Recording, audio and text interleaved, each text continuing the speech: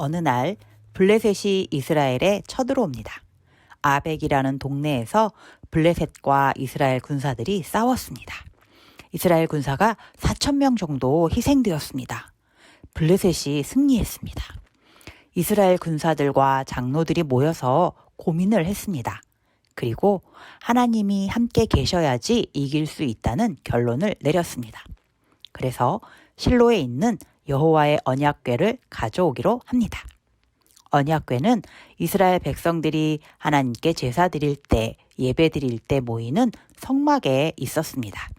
언약궤 안에는 아론의 쌍난 지팡이와 만나를 담은 항아리, 10계명이 적혀있는 돌판이 들어있습니다. 출애굽기 25장 22절. 거기서 내가 너와 만나고 속죄소 위, 곧 증거궤 위에 있는 두 그룹 사이에서 내가 이스라엘 자손을 위하여 네게 명령할 모든 일을 네게 이르리라. 이스라엘 백성들에게 하나님께서 하실 말씀이 있을 때 하나님은 언약궤 뚜껑인 속죄소 위에 나타나셔서 말씀해 주셨습니다. 이스라엘 백성들은 언약궤가 하나님께서 계시는 곳이라고 생각했습니다. 그래서 실로에 있는 언약궤를 아벡으로 가지고 옵니다. 하나님의 언약궤가 도착했습니다. 블레셋도 그 소문을 들었습니다. 사무엘상 4장 8절. 우리에게 화로다. 누가 우리를 이 능한 신들의 손에서 건지리요. 그들은 광야에서 여러 가지 재앙으로 애굽인을 친 신들이니라. 블레셋도 하나님의 능력을 알고 있었나 봅니다. 하나님의 언약궤가 아벡에 왔다는 말에 몹시 두려워합니다. 하지만 그냥 돌아갈 수는 없습니다. 블레셋의 자존심이 걸린 문제니까요. 그래서 용감하게 싸우고 죽자는 각오로 다시 전투를 시작합니다. 결과는 어떻게 되었을까요?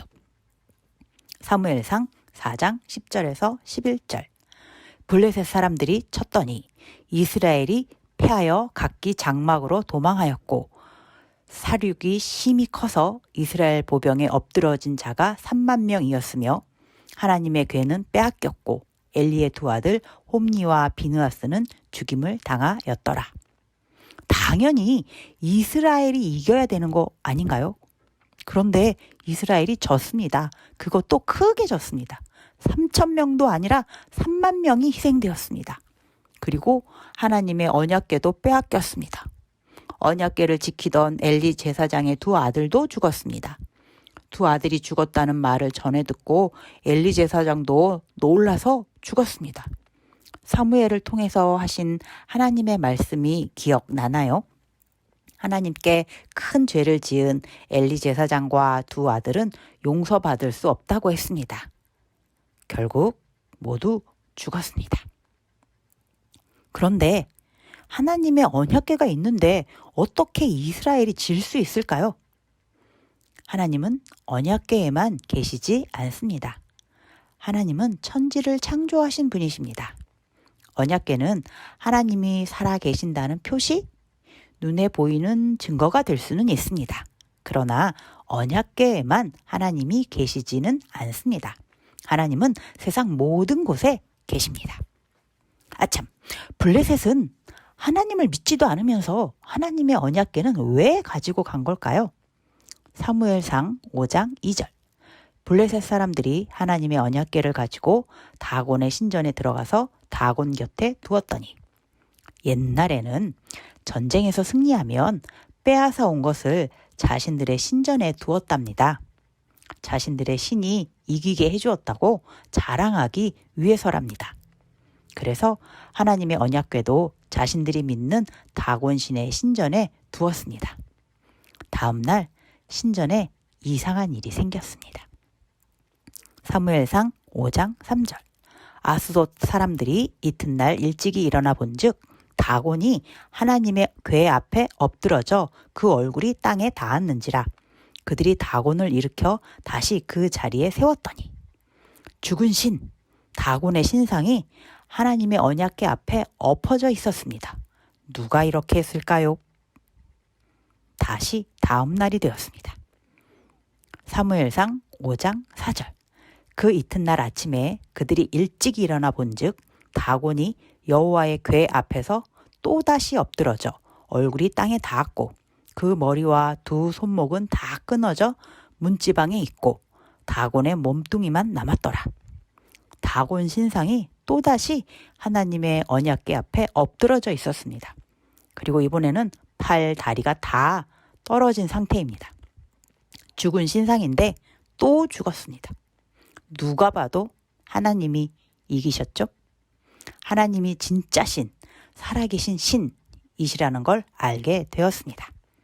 게다가 아스돗 사람들에게 독한 질병이 발생해서 고통을 받게 되었습니다. 아스돗 사람들은 하나님이 진노하신 것이라고 하나님의 언약궤를 다른 곳으로 보냅니다. 하나님의 언약궤는 가드라는 동네로 옮겨집니다. 그러자 가드에도 독한 질병이 생겨나서 사람들이 괴로워합니다.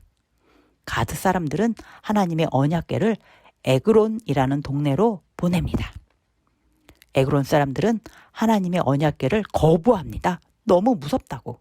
다시 이스라엘로 돌려 보내라고 합니다. 블레셋 모든 사람들이 하나님의 능력에 두려워졌습니다. 하나님의 언약궤를 다시 이스라엘로 돌려보냅니다. 아주 조심조심 공손하게 예의를 갖춰서 이스라엘로 옮깁니다. 사무엘상 7장 1절.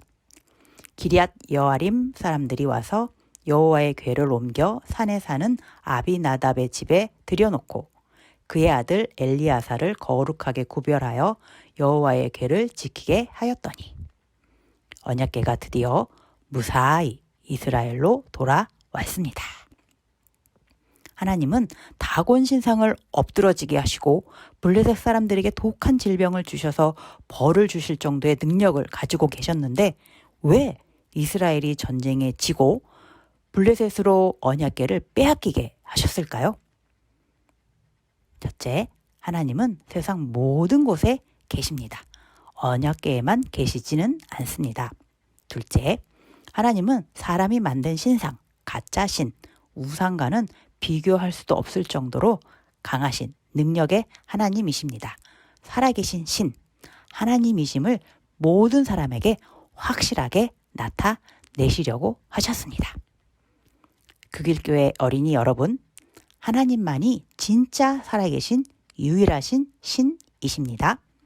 하나님은 이 세상 천지를 창조하셨습니다. 하나님은 세상 모든 곳에 계시고 우리의 모든 것을 다 보고 계시고 또 알고 계십니다.